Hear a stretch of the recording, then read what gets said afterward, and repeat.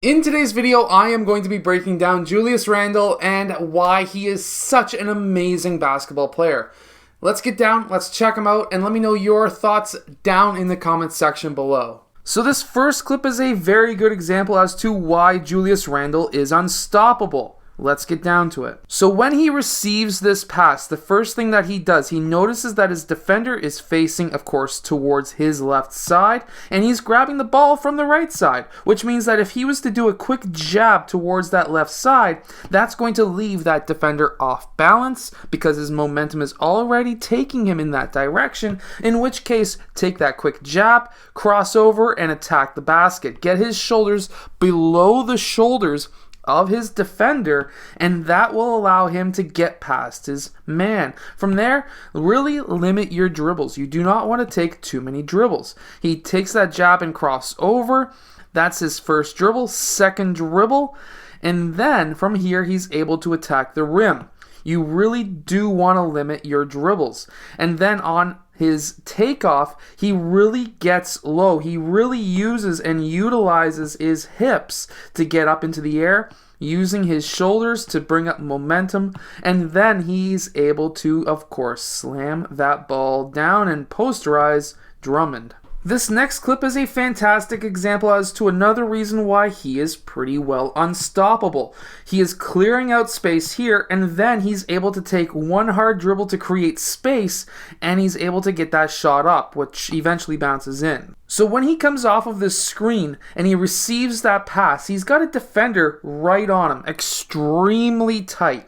Now, whenever there's a defender on you, the last thing you want to do is to turn around, which a lot of younger players do, and to have your back towards the court. This then basically takes you out of the play.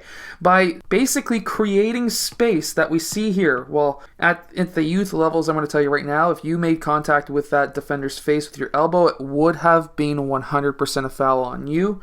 However, at the NBA level, you are allowed and you are entitled your own space. Even at the FIBA level, you're entitled to your own space as well, but you cannot make contact with another player, even if he's in your space. So there is some discretion there, and it obviously comes down to the referee too. Personally, if I was refereeing and you're swinging around like this and your elbows are in your own space, I would have called the defender for a foul because he's in your space. But again, every referee is different. You have to be able to decipher how that referee thinks and then play accordingly.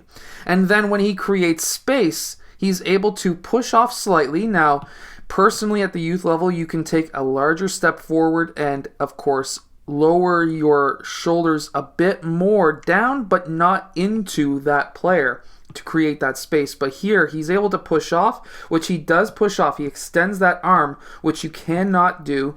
You are allowed to lift up your elbow to create that space, but you cannot extend your arm. That is now you creating contact with that player, but they don't call it in the NBA usually anyways.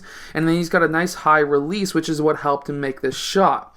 Because of that high release, literally the arm is straight up. It's really hard to get blocked, but that gives it a lot of arc, which is why that ball bounced around so much. So in reality, he could have taken a larger step forward and then raised his elbow from here up, and that would have not been a foul. But this move at the youth level, at the high school level, because he extended his arm, especially with the referee right there, he would have been called for a foul. Now, we have to remember that Julius Randle is considered on the Knicks as a center. He's able to handle that ball, and he's able to go coast to coast for the dunk. Now, of course, Julius Randle is extremely smart. His main defender right here is facing his right side, which means that he needs to go left because this man is out of position.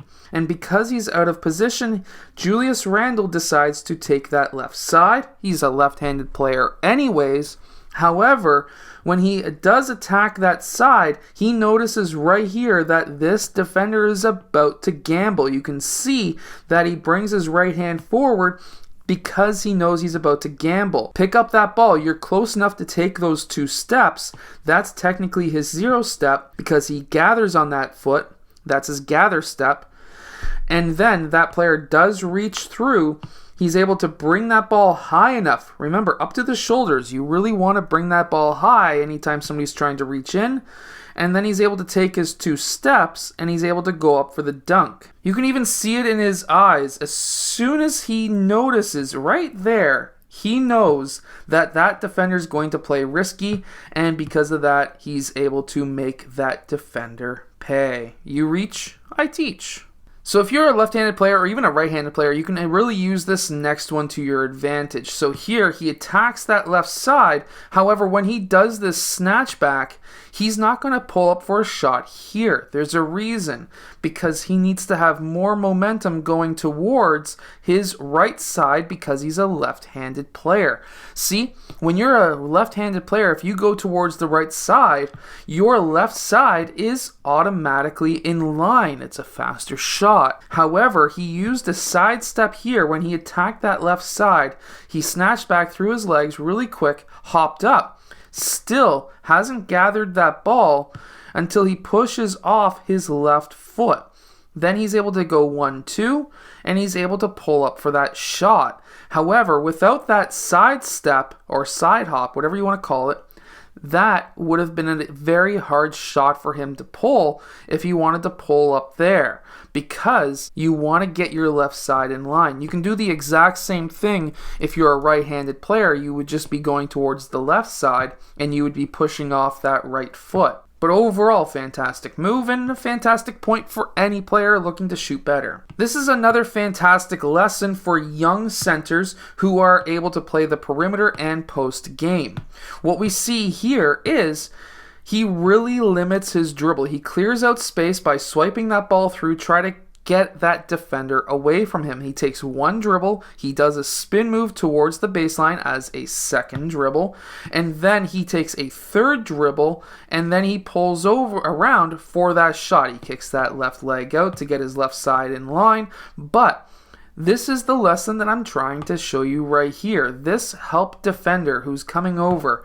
If Julius Randle took more than 3 dribbles, here he only took, let's count again, 1, 2, and then a 3rd dribble. If he took 4 or even 5 dribbles, this defender would have stripped him. However, he was able to keep his dribbles under 4, really under 3. You really only want, if you are in an isolation situation, to keep your dribbling under 3 dribbles max.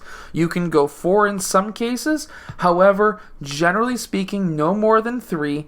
If you're starting out here and you want to drive, that should only be 1 dribble. If you are starting out here and you want to post up your man, maximum 3, because if you take any more than 3, people are going to be dropping off and playing help defense. You don't want that. And then obviously if you're in the high post and you get that ball, remember, still with the same idea with limiting your dribbles. Here he takes a quick jab towards that right side. He's trying to figure out what this defender is going to do.